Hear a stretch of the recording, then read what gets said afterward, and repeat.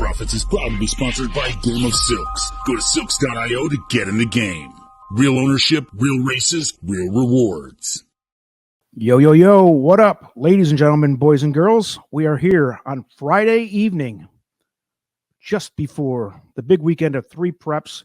There's actually 4, but we're going to cover 3 tonight. I got with me Chase, the Wolf of Oaklawn at Notorious OTB. What's up, Chase? How you doing tonight? Man, I'm doing well. Excited for some of these races, and looking forward to. Man, it's just a great time of the year, especially if you're like a college basketball fan. If you're a baseball fan, you've got spring training, you've got college basketball really heating up, and now you got the Kentucky Derby circuit heating up too. Yeah, dude, we're coming into the hot time for college basketball for sure, and I'm a huge fan of the tournament season. That's always a good time, unless you're a Michigan State fan like I am, and they're not good this year. But I do a college basketball show with a Michigan State fan, so I'm familiar with the plight this season. A little bit of a struggle this year, but they've been the Tom Izzo era has been pretty nice to us, so can't complain too much. True. We're gonna jump in. Like I said, we have 3. We're gonna cover the San Felipe at Santa Anita. We're gonna cover the Fountain of Youth and the Gotham, and we're gonna talk about how to bet $100 for each race. We're putting out a fictional $100 bill for each one, and we're going to, I guess, discuss the best ways to spend that 100 if you had a $100 bill for each race, because a lot of people ask on these channels, okay, handicapping is one thing, betting's another thing. And I'm big on the betting side. I think that's my strength more than handicapping most of the time. So I make a good pair with somebody who's a real strong handicapper, because I'm a good bankroll management person, and I think that's just as important as handicapping at some points. So I'd say at a certain point it's more important, honestly. Yeah. Oh, yeah. Yeah, because some people, and I see it all the time, you'll bet it wrong, or you'll be afraid to spread, or you'll be afraid of chalk, and you'll just fade the chalk for the sake of fading the chalk. I see it all the time. And I get accused of being a chalk player, and I probably am more than most people, to be honest. But there's a time and a place for it where it's okay. We'll talk about it right here in this first race, the San Felipe Stakes. Because if you're not betting chalk here, go home. Might not be the game for you at this point. Yeah. And that doesn't mean, we're going to talk about this race. I may not bet this race at all in reality. And I'm sure you're probably thinking the same thing. It really depends on how the odds lay out. But we do have the morning line odds. We're talking about the San Felipe Stakes, which has now been moved to Sunday, a.k.a. the Bob Baffert Bowl. The guy's got 3 of the 5.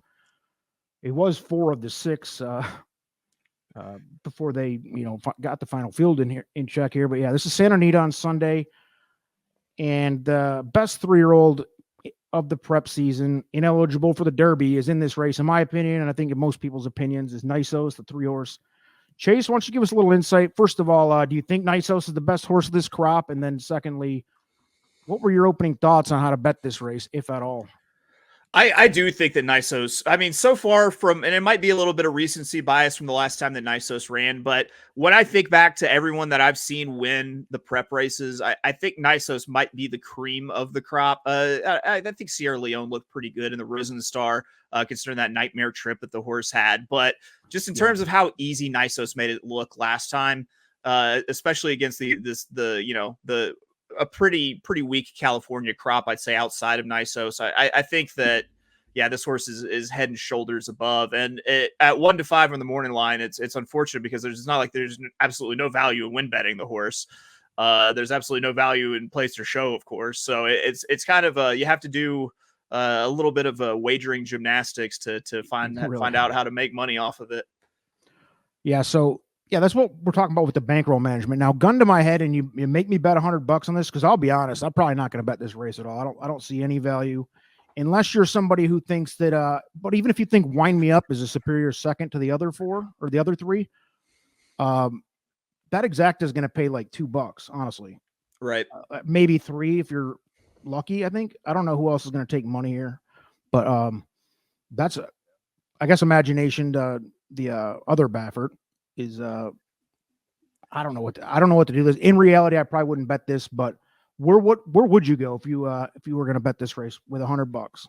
I think I got to do a little bit of what you were talking about, which is just take what the card is giving me. Play the card I got, not the not the card I want. And I think that the only way that I can maybe try to make any sort of big, or not big, but profit worth talking about out of this is I went ice cold on a trifecta. Put Nysos in first. I guess you were considering it the other Baffert, Imagination, in second.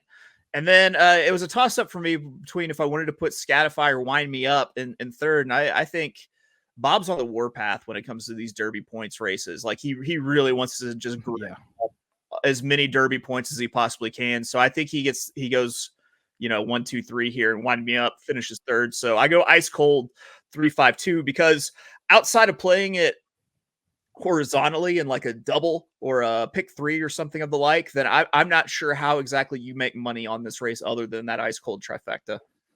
Yeah, I agree 100%. Like I said, I probably won't bet this race in reality, but maybe a gun to my head. Yeah, you cannot bet anything but ice cold. I might be a little more conservative with an exacta and just say $100 exacta, Nysos, Wind Me Up. Or I was going to say you could even try a key like Nysos over the 2 and the 5, but then you're cutting into there's no margin then. So you have to go straight in this race or else don't bet it. And like we talked about, unless you're really considering betting against Nysos, more power to you if you are, but that's not for me. And I don't think it's for you, Chase. You don't think anybody's going to beat the 3-horse here, right? No, I not with what I've seen. With what I've seen, that it's Nysos and another kind of walkover. Though, I mean, you're always in danger of getting other Bafferted. I'll just say that if Nysos can run up to the form of the last race, then there's no way in hell anyone catches him.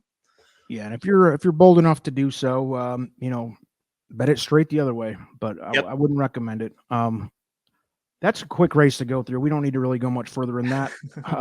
The second race up, much more competitive, much more to look at here. You have a 13-horse field.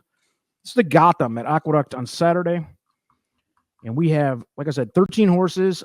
I don't really see a major standout here either. And have we heard the weather situation in New York for tomorrow? I know it's been it looked like it was going to be good, and then it was, I don't know. I haven't seen the latest. I'm about to say I've got the true test of a DGen, which is let me see your cities on your weather app. So let's see what Ozone Park, New York looks like here.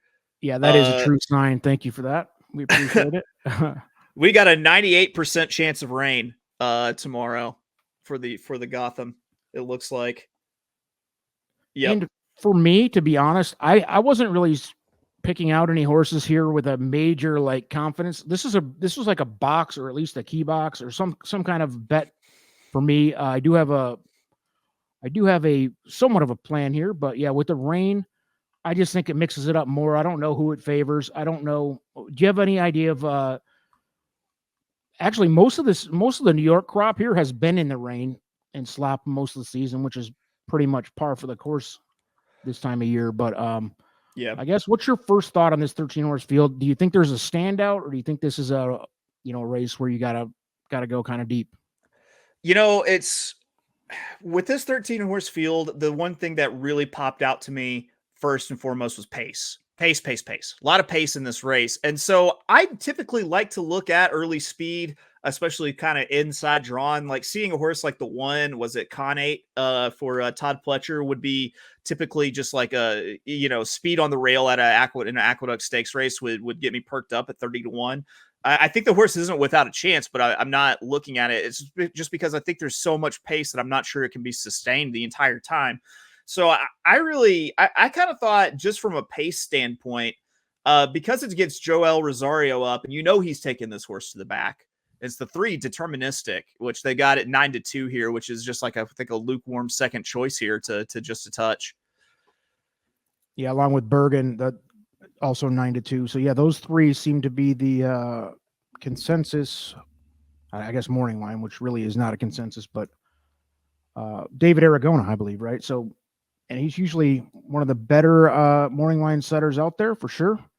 Yeah. And I definitely agree with those 3. I have a couple others that I'm somewhat interested in. I was struggling between the 3 and the 8 as my key horse if I'm going to do a key box. Bergen, which is the Brad Cox. Manny Franco aboard's a little bit of a concern for me personally because I just never have good luck with Manny Franco, but that's a personal thing. This is a big race, and I'll tell you what, dude. I don't know how long you've been in the game, Chase, but the New York Derby preps are always wild ones, and it's almost like at this point, every year I come into a race like this, I see this, and I'm like, you almost just don't want to bet any of the top morning line horses or the top betting choices because they almost never win in these, especially if it's rain. Now you're throwing another wrench in. I do like your comment about speed. I think that even becomes more of an issue with the rain if it's real sloppy. So I don't know. I've picked out 5 horses. I'm probably going to do a key box with 1 horse trifecta over 4 others. But what's your approach to betting this race? Are you going to bet a single horse in win situation, or are you going exotic? What do we got going on? I'm going to split it kind of half and half. What I'll do is I'll go ahead and I'll do a $50 win. And I'll bet the 3 deterministic, because that's the thing is I always like to play a win bet with whatever I'm playing anyway, because if I'm going to be right, I want to be paid for it. Like I don't want to be right with an exacta, but not have the bottom half of it and miss out on a good price. So I'm going to do the win bet, and then I'm going to key that horse also in the exacta. If you can either play it as kind of like a key box, kind of like you said. I like to get a little too cute for myself, quite honestly. And so I decided to do an exacta also, and I put 2 horses underneath that are prices that I think could help kind of spice up the exotic, and that was the 2 Maximus Meritus for Robert Reed with Michael Sanchez up. I am a sucker for park shippers in these Why not? Yeah, at that price, the horse has that kind of close stalking style. It can win on the front, but it's never been out on the lead at the first call. So it should be stalking, and I'm hoping the determined it can be, maybe get up over this one, late. And then I'm going to use the 7 El Grando, because I think that this horse is really good when it comes to New York bred company. But when you put it into open stakes races, it's just kind of a knock around grinder of a horse for Linda Rice that can easily hit second or third and kind of, will end up, being a horse that makes $1 million just off of cashing checks off places and shows, Yeah, that El Grande, that the horse is definitely the most experienced horse in this race. Yeah. And 8-1 odds. I think that horse might get better odds than that on Saturday. So, you could be looking at 10, 12-1 type odds. And I agree with you 100%. That horse should, I think it's pretty likely that the horse is going to score underneath. I don't think the horse is going to win. So you're going 3 over 2.7 exacta? That's correct. So that'd be a $25 exacta. Yep. All right. So to recap Chase's bet, it'd be a $50 win bet on the 3 horse deterministic with a $25 exacta 3 with the 2.7, which is the other $50. So that's his $100 right there. So we'll see how that works out. It's contingent on what color pants Christophe Clement is wearing at Aqueduct tomorrow. I'm gonna have to get someone up there to let me know if he's wearing the pink, the salmon hued pants. then it's time to bet the 401k. You love to see it. That is incredible. Yes, I agree. The pants color huge right here. And that's the type of things you're going to get on Trusted Profits channel is the little things that make all the difference in the world, like the color of your pants. If I can throw down a Fernando de la Cruz video or a Timberlake video, that's the type of information we're going to give you. So my bet is I'm doing a $10 exacta, and it's going to be $90 total. And I'm going to leave the $10 in my pocket to buy a beer at the end of the night. So there you go. I'm doing a key box. I'm going to put the 8 horse Bergen on top, the key box horse. So the 8, and then I'm going to bring along with him the 3 deterministic. I also think he's going to be involved, could win. The 7 El Grande O, which you agreed with, and I went with the 10 just to touch the favorite. But I don't. Just to touch, is kind of in the same boat, I think, as deterministic. I could win, probably will be on the box, the podium. And, I could go a little bit longer with, I thought Light Line looked pretty good last time out, the 11, but I don't think has enough to win. And again, man, with this weather and everything else, it's a big shakeup.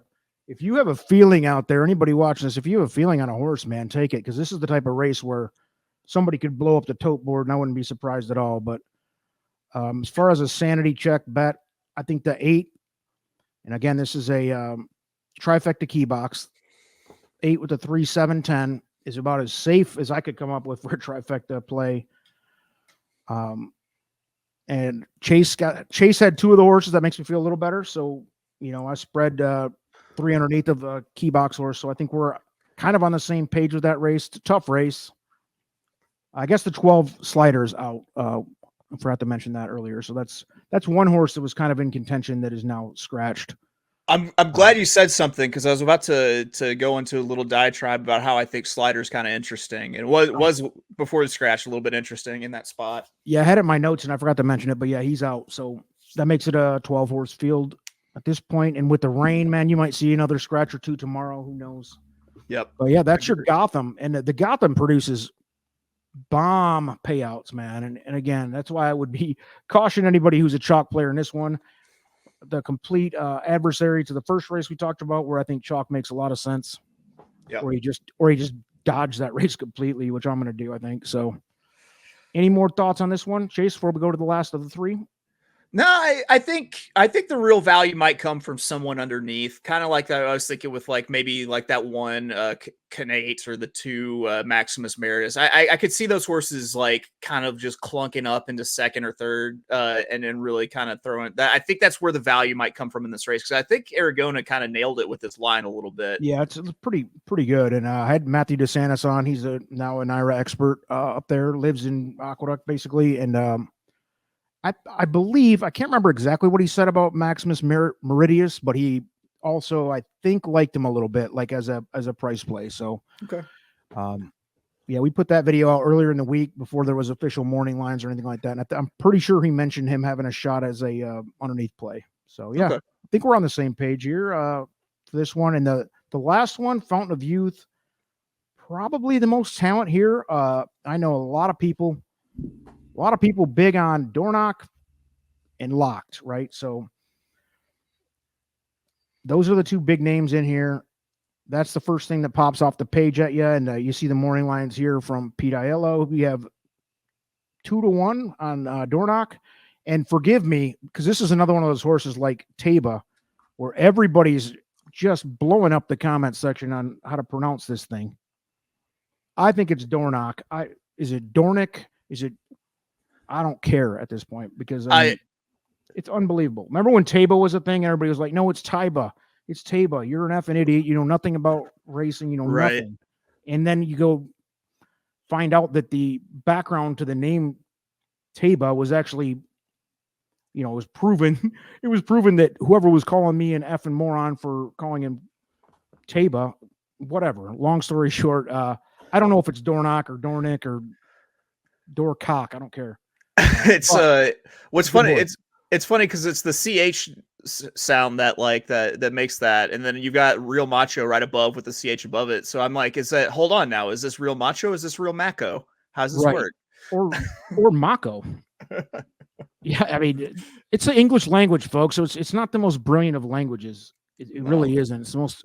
No wonder other countries struggle so much with our language. But for real, Dornoch to me is a standout favorite here, which makes this race. I have it in my notes here. This race, my betting is definitely dependent upon where Dornoch's odds are, with 3 minutes to post or whatever. But I will say, I'll let you talk first, because I mean, I like the 5-horse here. I know a lot of people love Locked too, and Locked is a talented horse for sure. But I guess how did you approach this field? I'm going to chase that last figure that Speakeasy put up in the win, in the maiden win at a Gulfstream, going 7 furlongs. I mean, quick opening quarter in that race. I see the horses by Constitution. I don't think it's going to have any sort of issue going 2 turns here.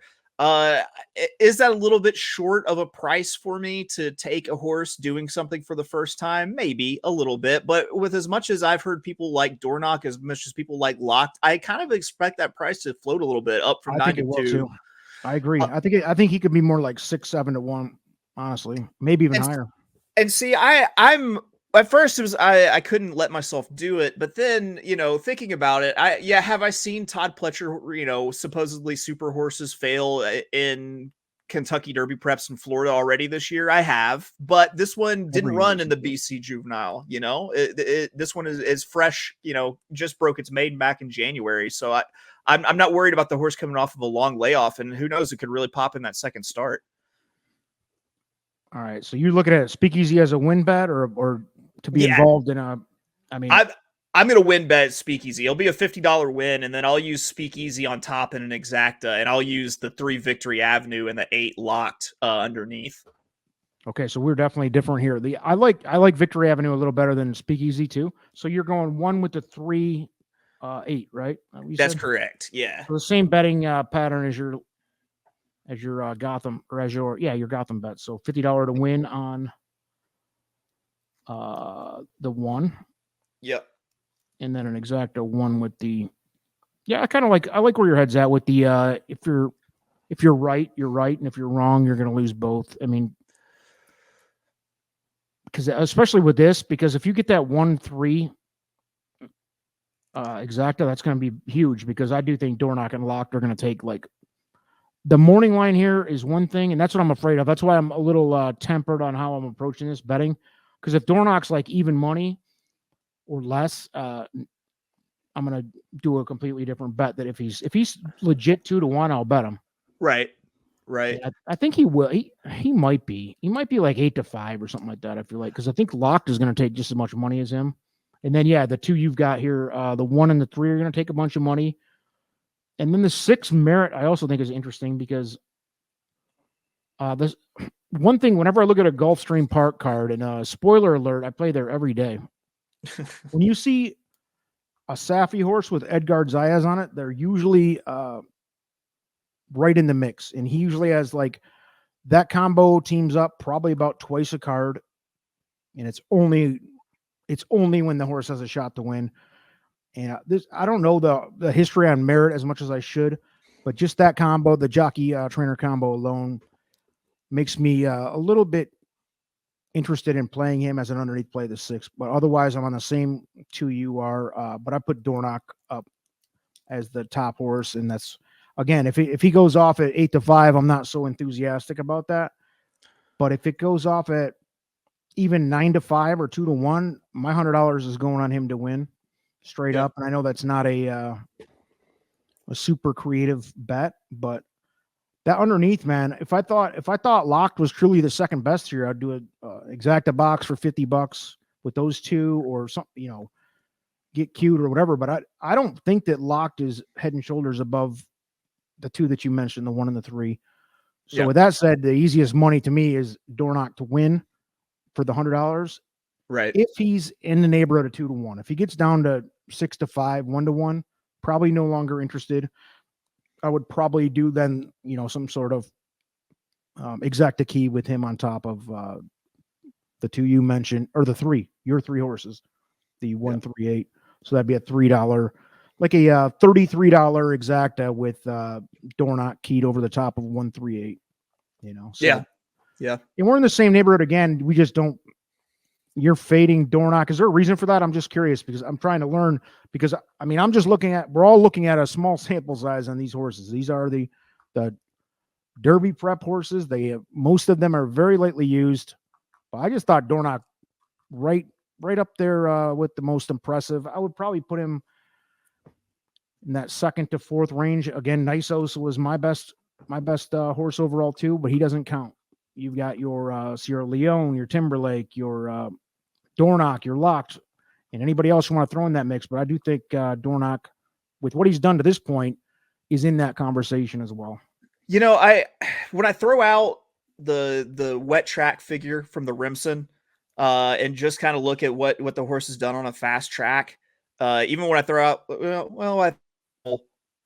I have it in front of you. What are the speed figures? I know I studied this earlier, but if you have them in front of you, how do they compare between those 4 horses? Because I felt like Dornock had the best speed figures of the 4. So I'm looking at Brisnet. Speakeasy has 1 figure, and it's a 103. Victory Avenue has one figure and it's a 100. Dornoch hits it like his last out in the Rimson was a 98 over the muddy surface. It was a 95 when he broke the maiden at Keeneland, and it was back to like a 86 for the two races before that. And then Locked, he's got this AB kind of pattern where it's like a debut was a 91 up to a 105, down to a 95, and then a 104 last out. I want to say that's the reason that I was against Locked, because I see that AB pattern, and I was afraid that there was a horse was going to take a step back. With Dornoch, I just wasn't sure if the pace played very well to Dornoch, which I know I'm on Speakeasy, and so I can't really comment as much, when it comes to pace. But I wasn't sure if the horse was just fast enough from a figure standpoint compared to what some of these other horses have been put out in their maiden jaunts with triple figure speed figures. He has been geared down too, and you mentioned the muddy surface. I mean, yeah, so he's had a couple things working against him, but I just the eyeball test for me, I like him a lot more than I think he's shown so far, and yeah, that's what makes this game interesting. That's why they run the races, folks. I mean, yeah, I mean the horse beat Sierra Leone last out too. Yeah, to be fair, that was a big thing. Yeah, that was a big part of my. Whenever a horse goes pretty much head to head with another one and beats them, then the horse that he beat comes back with a brilliant effort like Sierra Leone did. Yeah. That just makes him look better to me. So that played into it too. But yeah, he has not laid the big 105 piece down for a speed figure or anything like that. So that's the question. But he has not had an ideal situation. And I guess the Sierra Leone race he was challenged, but I mean it's a good race, good betting race. I hope people don't get too carried away on the 5 and bet them down to even money, because then, like I said, I'd have to shift gears. But I do like Dornoch to win this thing outright for my 100. So I couldn't talk you off of it. Looking back at it, just looking at it, the horse has improved every single time. It's one of those things where you can't ever really say the horse has done anything wrong, because the only time it's finished second, it's gotten a bump each time. So with clean trips, I mean, Dornoch does pretty well. Any of the other horses that you think could get up in there? Obviously, the 4 would be the next odds choice with the 8-1 with Tyler on the Real Mako. Yeah. I'll be honest. I thought it kind of came down to 3 horses between Speakeasy, Victory Avenue, and Locked. Those were the 3 that I thought actually could. Could compete. When I did this with this pick 6 sequence with Barry on my show yesterday. Brave man with a pick 6. Love to see it though. Yeah, we're still messing around with it. He singled in on Locked. He thought that was the horse to beat. I singled in on Speakeasy. You're singling in on Dornoch. So I mean, who knows? This might be a pretty said, man. And I can't, like you just said, I can't talk you off of those either, because I think it's pretty close. That gives me a little hope that I might get 2-1 on my horse here at the 5. But yeah, man, this is a good race. This is probably it's the race I'm most interested in for sure, because knowing the history, we're more likely to see a legit Derby contender come out of this race than the other 2. Right. This year, I mean, if Baffert's horses were involved, it'd be different conversation, but. For me, I think whoever wins this race is going to jump right in there with the other couple of horses we mentioned, Sierra Leone and Timberlake. I thought Timberlake looked great last week too. Yeah. And then whoever wins this one, and even if say Locked and Dornoch, hook up and finish close, both of them will be in the conversation or Speakeasy. So yeah, I agree. I think it's a 4-horse race as well. So at least we are narrowing down from 9-4 in this one. I think the Gotham is way more wide open. I agree. I mean, and it always is, man. I mean, if you don't believe me, look back through the Gotham in the last 5-6 years, which is about how long I've been hardcore betting these Derby preps, and the Gotham is one of the more whack results you're going to find, because it's always it's New York in the wintertime, man. It's winter's winding down and the weather's always sketchy.